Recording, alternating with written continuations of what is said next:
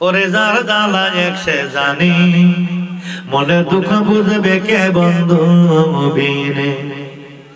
আমি অনেক দিন হই বন্ধু হারা, ওরে বক্সেরিয়া দেখ না গো তোরা, জীবন্ত হইয়াছি মারা মুর্শিদ বাবা বিহনে। প্রাণের দুঃখ বুঝবে কে মুর্শিদ বিনে।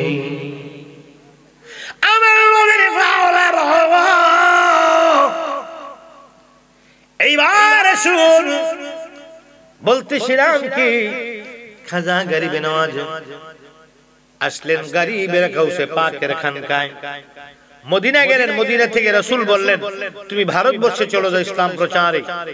বলার পরে তিনি রওনা হলেন। রওনা হয়ে গৌসে পাক আব্দুল কাদের জিলানীর খানকায় ছিলেন 40 দিন। কয়দিন? চিল্লা করেছেন। Tamanna HD media Islamic YouTube channel.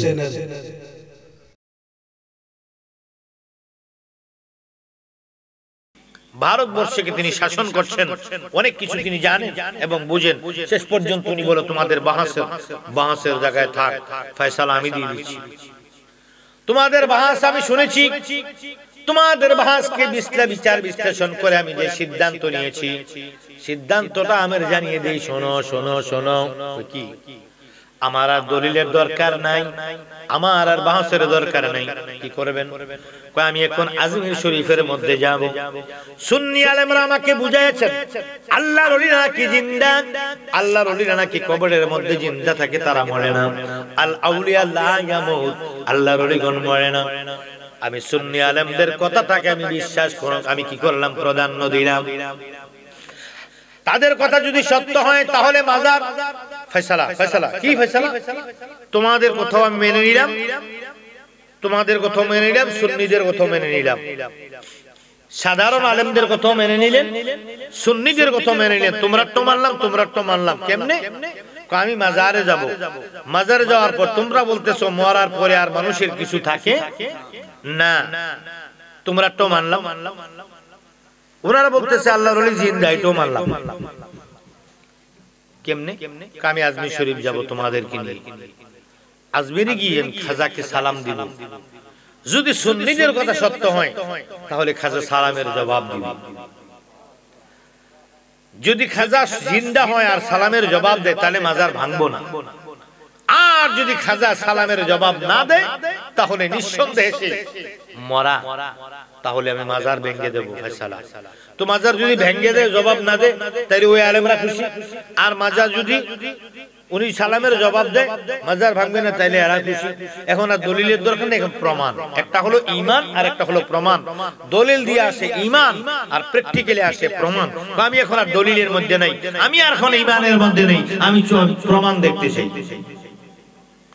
আমার নবীর পাগলেরা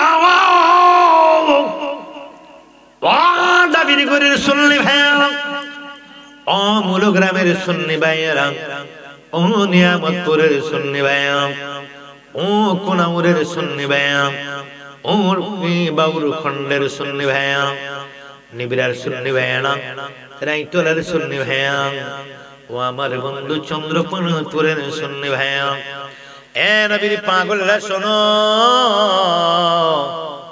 ও নবীর পাগলেরা শোনো। বন্ধুরে, এবার সিদ্ধান্ত হলো, কাগজপত্র হলো, তারিখ দেওয়া হলো। ওই তারিখে বাদশা রওনা দিলেন দুনো পক্ষের ওলামায়ে কেরামদেরকে নিয়ে। ডান পাশে 40 জন দেহরক্ষী, বাম পাশে 40 জন দেহরক্ষী, সামনে 40 জন দেহরক্ষী, পিছনে 40 জন দেহরক্ষী ঘোড়ার গাড়ি, গরুর গাড়ি নিয়ে চললেন। এরপরে হলো ওলামায়ে কেরাম দুই পাশে দুই আলেমের কাফেলা নিয়ে নিলেন। তারপরের কাফেলাটা হলো 100 সৈনিক। তাদেরকে বললেন মাজার ভাঙার জন্য যে অস্ত্র দরকার, মাজার ভাঙার জন্য যে অস্ত্রগুলোর দরকার, সেই অস্ত্রগুলো তোমরা সাথে নিয়ে নাও, আমি মাজার ভাঙবো। আমি খাজা গরিবে নওয়াজের দরবারে যাইয়া আজমিরে যাইয়া খাজাকে সালাম দিব। যদি খাজা সালামের জবাব না দেয় মাজার ভেঙে দেব, আর সালামের জবাব দিলে মাজার ভাঙবো না। চলো তোমরা অস্ত্র নিয়ে। সবার পেছনে হলো 100 সৈনিক, তারা অস্ত্র নিয়ে রওনা দিলেন। কয়েকদিনের পর বর্তমানে কি ট্রেন দিয়ে গেলে দিল্লি থেকে আজমির যেতে লাগে 12 ঘন্টা। কয় ঘন্টা? কয় ঘন্টা? अजमीर वाले खाजा बाबा दर्शन दाम, আমি তোমার হয়ে আছি আপন করে নাও। আজমির ওয়ালে খাজা বাবা দর্শন দাও, আজমির ওয়ালে খাজা বাবা দর্শন দাও। গরিবে নওয়াজের দরবারে বাদশাহ আলমগীর রওনা হলেন। সব মিলে 1000 সৈন্য নিয়ে 1000 লোক নিয়ে তিনি রওনা করেন গরিবে নওয়াজের দরবারে। কয়েকদিনের পর ট্রেনে যাইতে বর্তমানে লাগে 12 ঘন্টা। বন্ধুরে ওই জায়গার মধ্যে তিনি গরুর গাড়ি আর ঘোড়ার গাড়ি নিয়ে রওনা করেন। কয়েকদিনের পর যাওয়ার পূর্বে তিনি চিঠি পাঠাইলেন আজমির শরীফের খাদেমদের কাছে, আমি গরিবে নওয়াজের দরবারে আসতেছি, আমি গরিবে নওয়াজকে সালাম দেব, যদি সালামের জবাব না দেয় মাজার ভেঙে দেব। এই চিঠি লিখে পাঠালেন, তারিখ দিলেন এত তারিখে আসবো। খাজা গরিবে নওয়াজের মাজারের খাদেমরা সব বাদশাকে এগিয়ে নেওয়ার জন্য, বাদশাকে আমন্ত্রণ দিয়ে শুভেচ্ছা স্বাগতম দিয়ে নেওয়ার জন্য তৈরি হয়ে আছেন তারিখ অনুযায়ী। এই মুহূর্তে বাদশাহ আলমগীর তারিখ মতো আজমির শরীফ গিয়ে পৌঁছলেন। দেওয়ার পরে বাদশাহ আলমগীর যখন গেলেন, সব কয়েক শত খাদেম, বর্তমানে কয়েক হাজার খাদেম বর্তমানে, কারণ গরিবে নওয়াজ আমার মদিনা থেকে রওনা দিয়ে আসছেন গৌসে পাকের দরবারে। গৌসে পাকের দরবারে ছিলেন 40 দিন। কয় দিন? আল্লাহ নবী বলেছেন তুমি ভারতবর্ষে চলে যাও ইসলাম প্রচার করার জন্য। সেখান থেকে ওনার মুর্শিদ খাজা উসমান হারুনির নির্দেশে তিনি আসতেন গৌসে পাকের দরবারে। গৌসে পাকের দরবারে এসে তিনি কি করলেন? গৌসে পাকের দরবারে এসে 40 দিন খানকার মধ্যে চিল্লা করলেন। আমার ভাইয়েরা, আমার নবী চিল্লা করেছেন হেরা পর্বতের গুহায়, খাজা গরিবে নওয়াজ চিল্লা করেছেন পাহাড়ের গুহায়, খাজা কুতুবউদ্দিন বখতিয়ার কাকি চিল্লা করেছেন পাহাড়ের গুহায়, গৌসে পাক আব্দুল কাদের জিলানী চিল্লা করেছেন পাহাড়ের গুহায়, আমার নবী চিল্লা করেছেন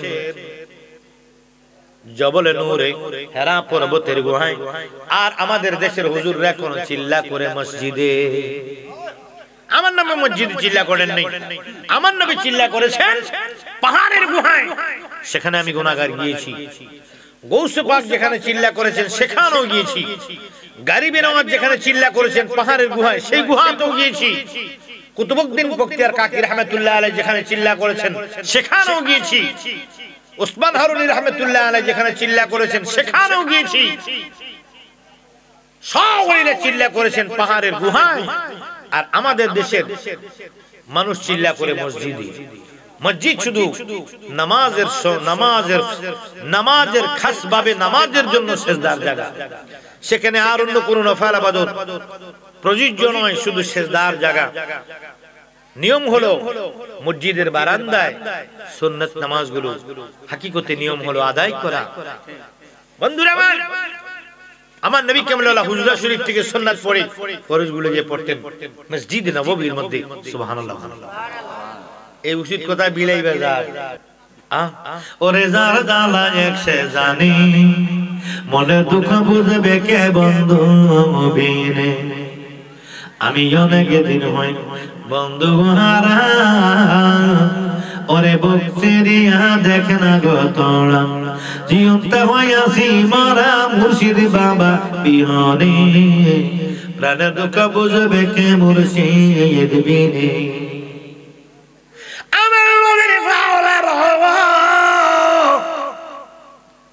এইবার শুন বলতেছিলাম কি খাজা গরিবে নওয়াজ আসলেন গরিবের গাউসে পাকের খানকায়।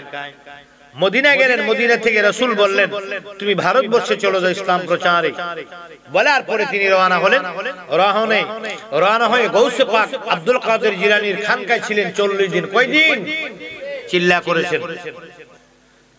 গরিবে নওয়াজের দরবারে একটু রংচা হবে শরীফ, একটু রংচা দাও, চিনি ছাড়া হলে আর একটু ভালো হবে।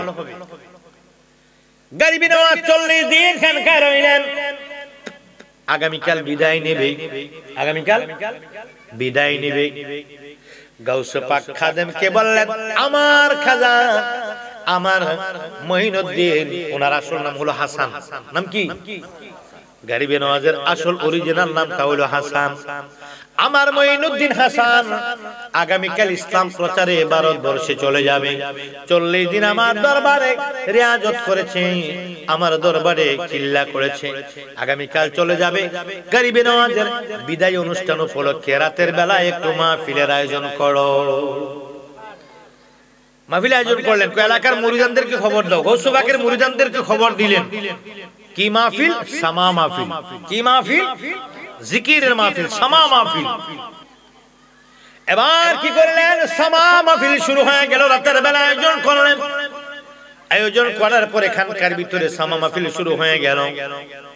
এবার শায়ের আমার নবী কামলাওয়ালার শানে শায়ের বলতে লাগলেন, আয়ে নসিমে কুয়ে মুহাম্মদ, আয়ে নসিমে কুয়ে মুহাম্মদ সাল্লাল্লাহু আলাইহি ওয়াসাল্লাম, আয়ে নসিমে। আমার নবীর পাগলার এবার একেবারে শুরু হয়ে গেল, সামা শুরু হয়ে গেল, জিকির শুরু হয়ে গেল। এবার শায়ের শায়ের বলছে আমার গরিবে নওয়াজ জিকির করতে করতে জজবাহাল এসে গেল। জজবাহালের কারণে খাজা গরিবে নওয়াজ আল্লাহ আল্লাহ কইয়া এমন ভাবে চিল্লাইয়া লাফাইতে লাগলো। লাফাইতে লাফাইতে লাফাইতে লাফাইতে আমার আল্লাহ আল্লাহ কইয়া পাগলের মতো লাফাচ্ছে। আকসিরু যিকরুল্লাহি তাআলা ইয়াকুলু হাত্তা মাজনুন আও মারউন। তোমরা এমন ভাবে জিকির করো লোকে যেন তোমাদেরকে পাগল বলে। জোরে বলুন সুবহানাল্লাহ। এমন ভাবে জিকির করো লোকে যেন পাগল বলে। আর আমার দেশের হুজুররা কয় জিকিরের সময় তোমরা মাথা লাইরো না, জিকিরের সময় মাথা লাইরো না। মাথা হালুটা গেলে মাথা লাগবে না কেন? মাথার হালুটার পরে আপনি ইচ্ছা করে মাথা লাগবেন না। যখন হাল উঠে যাবে তখন আপনার নিজের অস্তিত্ব হারিয়ে ফেলেন, তখন আপনার উপরে কোনো আইন নেই। এমন ভাবে জিকির করো লোকে যেন পাগল বলে। কিন্তু আমাদের দেশে হুজুরা বলে জিকির করো মাথা লাইরো না। মাথা লাইলে কি হয়? মাথা লাইলে কি হয়? জিকিরের সময় আল্লাহ আল্লাহ আল্লাহ আল্লাহ এই মাথা একটু লড়ছে, আমার গুনাহ হইছে? এর গুনার কি হইছে? মাথা লাইরো না। আমার গরিবে নওয়াজ লাফানো শুরু করলো, আল্লাহ আল্লাহ আল্লাহ আল্লাহ বলে। এবার মাহফিল শেষ হলো, তবরুকের ব্যবস্থা করা হলো। একজন খাদেম আব্দুল কাদের জিলানী, বড় পীর আব্দুল কাদের জিলানী গাউসে পাককে বললেন, হুজুর মঈনুদ্দিন হাসান ঘামতে ঘামতে তার কাপড়গুলো ভিজে গেছে, কারণ সে আল্লাহ আল্লাহ বলে উপরের দিকে লাফ দিয়েছে। আল্লাহ আল্লাহ বলে উপরের দিকে লাফ দিয়েছে, অনেক লাফিয়েছে, এজন্য সে ঘামছে। আপনি তো লাফান নাই, আপনি তো চুপ করে চেয়েছিলেন, আপনি ঘামলেন কেন? মঈনুদ্দিনের চেয়ে আপনার ঘামের পরিমাণ বেশি, ওটার কারণ কি? গাউসে পাক আব্দুল কাদের জিলানী বলেন, খাদেম শোনো, আমার মঈনুদ্দিন যখন জিকির করতেছিল, মঈনুদ্দিনের মধ্যে এমন জজবাহাল এসেছে, আশেক সারা তরিকাপন্থী পাগল সারা হাল বোঝানো যাবে না। একন্দের কি আর একন্দে পদে খাইতে পারে কখন? শ্রী গুরুর চই তন্নবিনে কে তোমায় কেউ রিবেছে তো। আমার গাভীর মনোযোগ, আমার গারিবের নামাজ লাফানো বন্ধ হওয়ার পরে মাহফিল শেষের পরে খাদেম যখন বললেন, ইয়া গাউসে পাক, আপনি কেন এইভাবে পেরেশানি হয়নি, আপনি কেন ঘামলেন? আমার গাউসে পাক বলেন, আমার কলিজার টুকরা মঈনুদ্দিন এমন ভাবে তার হাল এসেছে, হালের কারণে আল্লাহ আল্লাহ বলে এমন ভাবে লাফানো শুরু করেছে, মঈনুদ্দিনের পদাঘাতে বাগদাদের জমিনটা উল্টাইয়া যাইতেছিল। মঈনুদ্দিনের পদাঘাতে, মঈনুদ্দিনের পদাঘাতে, পদাঘাতে মানে পায়ের আঘাতে, মঈনুদ্দিনের পায়ের আঘাতে বাগদাদের জমিনটা উল্টে যাইতেছিল। আমি আব্দুল কাদের যখন দেখলাম বাগদাদের জমিন উল্টে যাচ্ছে, এমন জজবা মঈনুদ্দিনের আসছে, আমি গাউসে পাক আমার হাতের লাঠিটা চাপ দিয়ে জমিনের মধ্যে ধরে জামি দিয়ে থুতু দিয়ে চাপ দিয়ে রাখলাম, না হয় বাগদাদের জমিনটা উল্টে যাইতেছিল। ও আশেক, আমার মঈনুদ্দিনের মধ্যে এমন হাল উঠেছে, এই হালের ব্যাপার প্রেমিক ছাড়া প্রেম বুঝবে না। বাতাস না আসলে সাগরের পানিতে ঢেউ আসে না, তদ্রূপ প্রেম না থাকলে হাল বুঝানো যায় না। যাদের প্রেম নাই তাদেরকে হাল বুঝানো যাবে না, যারা আশেক মানুষ তাদেরকে হাল বুঝানো যাবে। হাল বুঝানোর জিনিস নয়, হাল দেখানোর জিনিস নয়, হালটা কলবের মধ্যে উদয় হওয়ার জিনিস। প্রেম কি জ্বালা রে হৃদয় কালায় জ্বালা আগুনে, আমার বনে বলে নিবাইয়া দে ওরে জ্বালা একবারে এক দিনে, হৃদয় কালা এই জালারা গুনে। আমার ভাইয়েরা গাভীর মনোযোগ, নবীর পাগলেরা, আল্লাহর নবী কয় আল হাকিকাত ওয়া হুয়া আলী, হাকিকত হলো আমি নবীর হাল। নবীর মধ্যে হাল ছিল, নবী বলে আল হাকিকাত ওয়া হুয়া আলী, হাকিকত হলো আমার হাল। এখন মোল্লা কাবার হাল কিতা? আমার দেশে কিছু অন্ধ মৌলবীরা বলে, নিজে খানা পথ দেখে না অন্যের রাস্তা দেখায়, ধর্ম নিয়া চল চাতুরি ধরা খাবি শেষ বেলায়, নিজে খানা পথ দেখে না।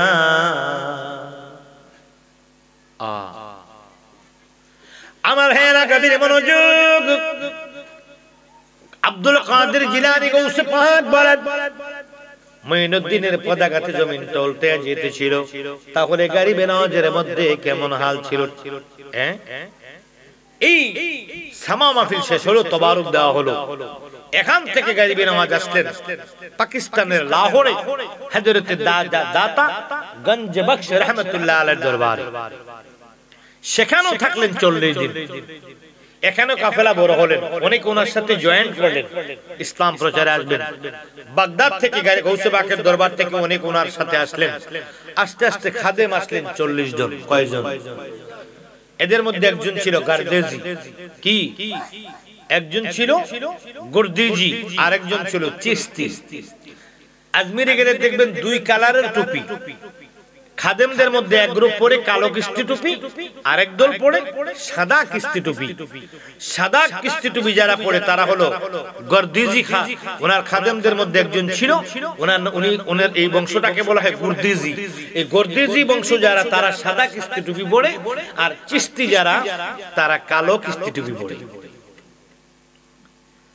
গারিবে নওয়াজের খাদেমদের মধ্যে 40 জন খাদেম আসলো, তাদের বংশধর বড় হয় কয়েকশো খাদেম হলো। খাদেমদের বরাবর চিঠি লেখা হলো, বাদশাহ আলমগীর চিঠি লিখলেন, আমরা মাজার ভাঙতে আসতেছি। ওনারা টেনশন মুক্ত ভাবে অপেক্ষা করতেছেন, এত তারিখ আসতেছি, এত টাইম। ওই টাইম মতে বাদশাহ আলমগীর হাজির হয়ে গেলেন। খাদেমরা অভ্যর্থনা দিয়ে নিলেন, শুভেচ্ছা, স্বাগত, মারহাবান, ওয়েলকাম, মারহাবা, শুভেচ্ছা বলে তাদেরকে অভ্যর্থনা দিলেন বাদশাহকে। খাদেম দ্বারা জড়ো হওয়ার পরে বাদশাহ জিজ্ঞেস করে, আপনারা কি চিঠি পাননি? চিঠি না পাইলে আমরা এখানে আসলাম কিভাবে?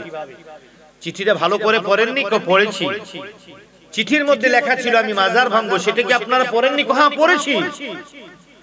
পড়লে আপনাদের মুখে হাসি, আপনাদের মনে আনন্দ, আপনাদের কোনো টেনশন নেই, আপনাদের কোনো ভয় নেই। আপনারা তো জানেন আমি মাজার ভাঙতে আসছি, জানেন না? তো জানি। তো জানার পর আপনারা হাসেন না, হাসেন কেন? টেনশন নাই কেন? বেজার হন না কেন? আপনারা ভয় পাচ্ছেন না কেন? আপনাদের মধ্যে উল্লাস, আপনাদের মধ্যে আমোদ উল্লাস, ঘটনা কি? তারাও জবাবে বলল, আলম তারা কাইফা ফাআলা রাব্বুকা বিআসহাবিল ফিল।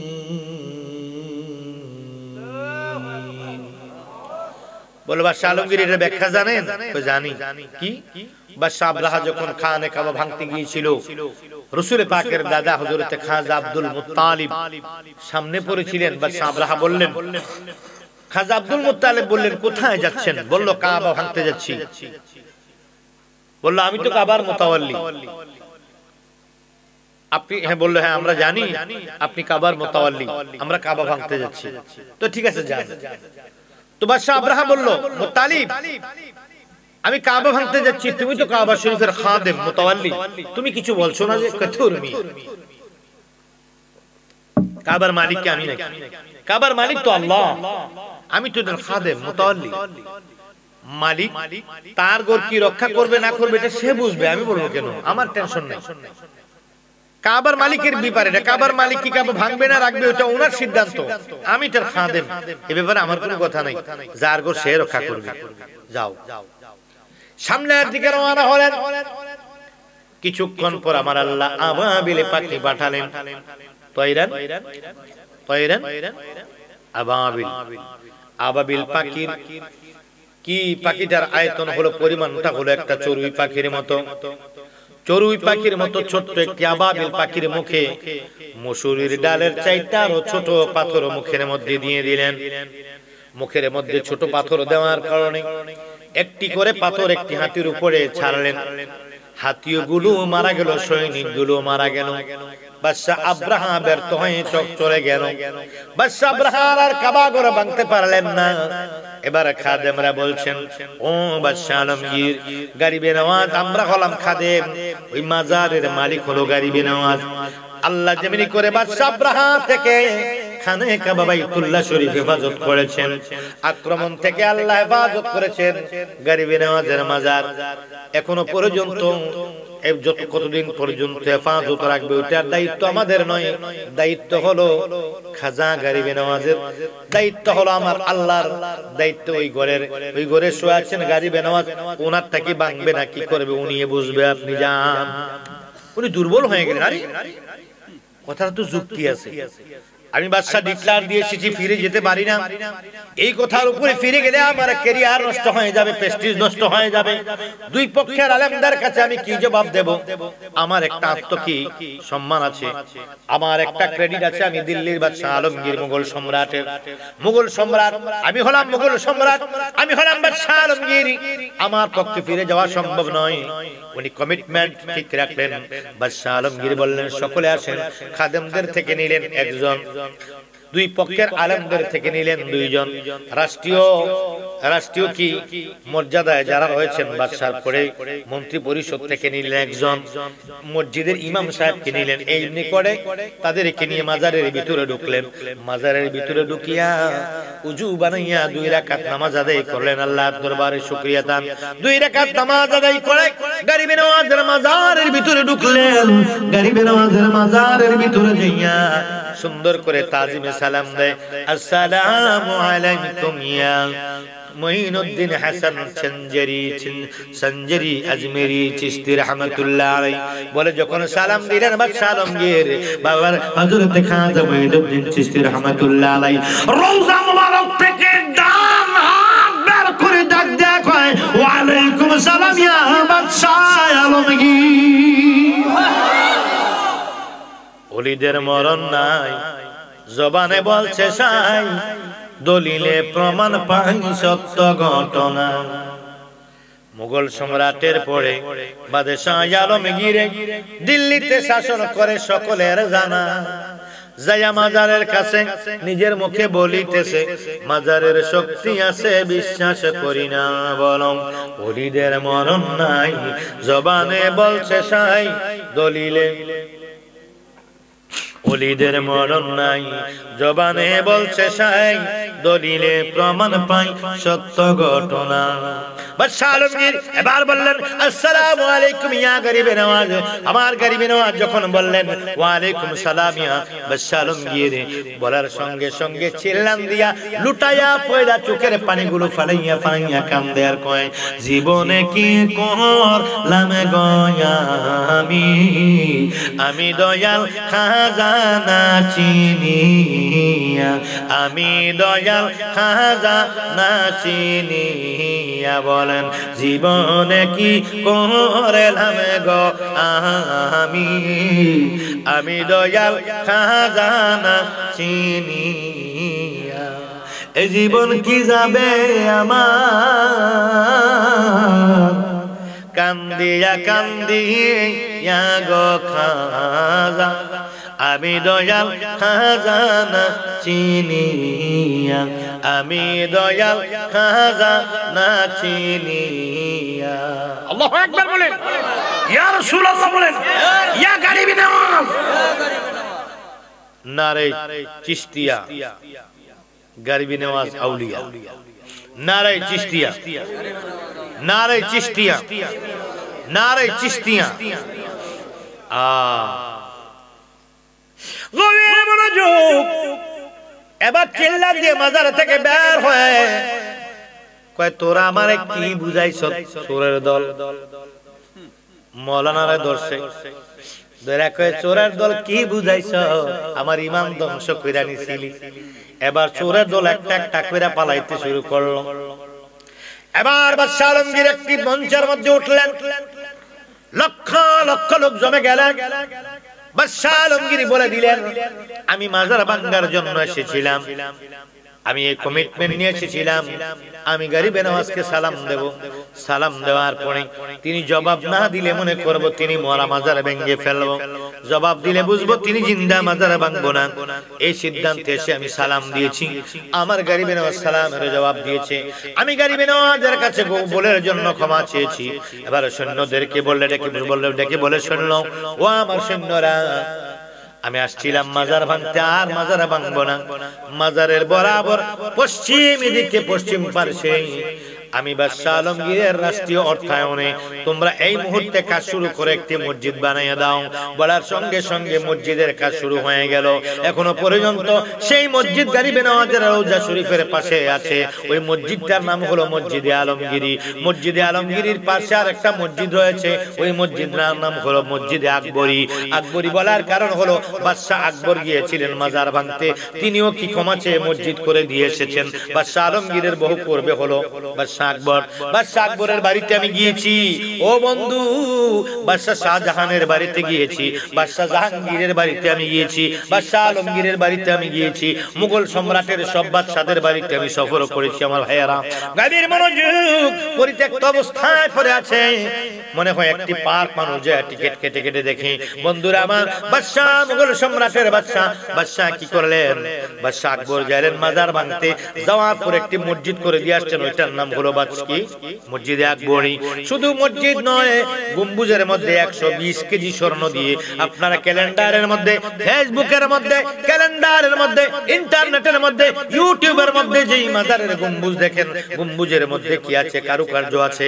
ওইটা পিতল না, পিতল না, ওইটা কি তামা নয়, পিতল নয়, ওইগুলা হলো অরিজিনাল স্বর্ণ, গোল্ড।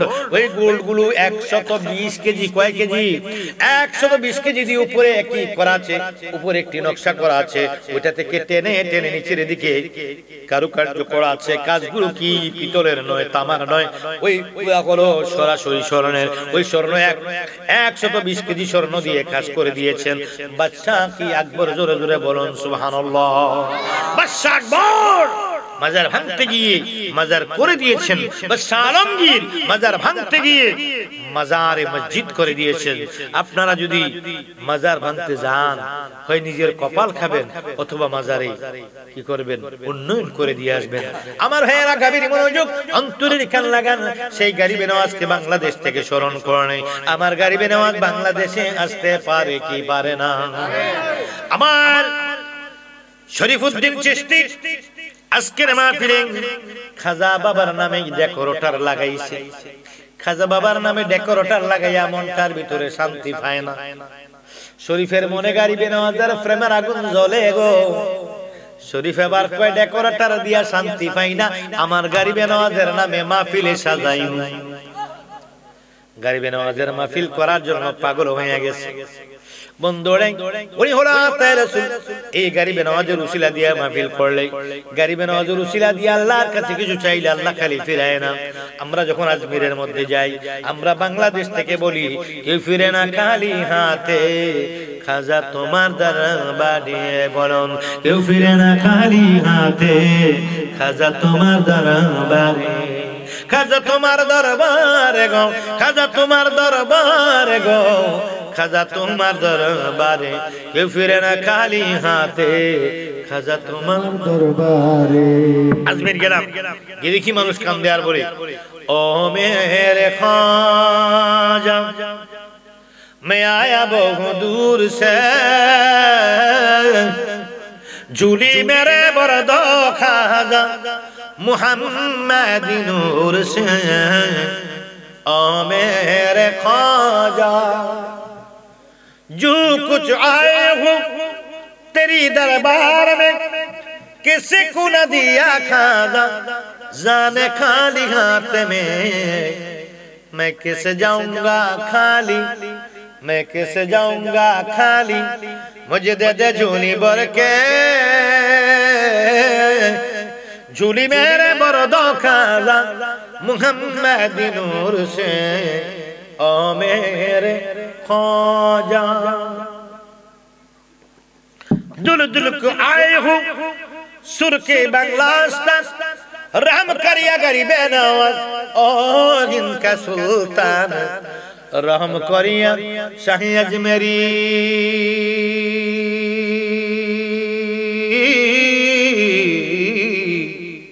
रहम करिया शाही अजमेरी, मैं भीख मांगता हूँ तुमसे, झूली मेरे बरदो खाजा मुहम्मद नूर से, ओ मेरे ख्वाजा। अल्लाहु अकबर बोले। গরিবে নওয়াজ মঈনুদ্দিন চিশতি এখনো আসে কি নাই? আজকের মাহফিলে আসতে পারে কি পারে না? আসে, তোমরা চিনো না।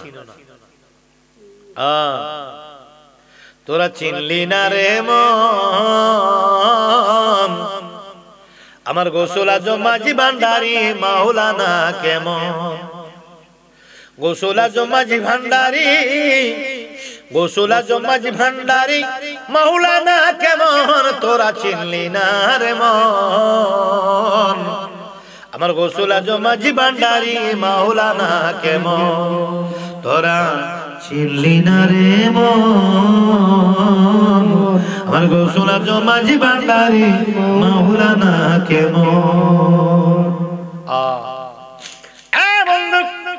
আমার গরিবে নওয়াজ আছে তোমরা চিনতে পারো না। কখনো পাখির ভেসে আসে, কখনো কখনো পশুর ভেসে আসে, কখনো সাপের বেশে, কখনো পাখির বেশে, কখনো মানুষের বেশে তোমাদের মাঝখানে বসে যায়, চিনতে পারো না। আসে গরিবে নওয়াজ, গরিবে নওয়াজের স্মরণে মাহফিল হলে গরিবে নওয়াজ আসে, তাবারুক খায়। সুবহানাল্লাহ। এই ধরনের বহু ইঙ্গিত, প্রমাণ, ইশারা, আলামত আমার জীবনে বহু দেখেছি। আমি বহু দেখেছি, সেদিকে যাব না, সেদিক নিয়ে কোনো কথা বলবো না, গোপনই থাক, গোপনটা গোপনই থাক। ভাইয়ের আমার, সেই গরিবে নওয়াজকে মহাব্বত করলে আমার নবী খুশি।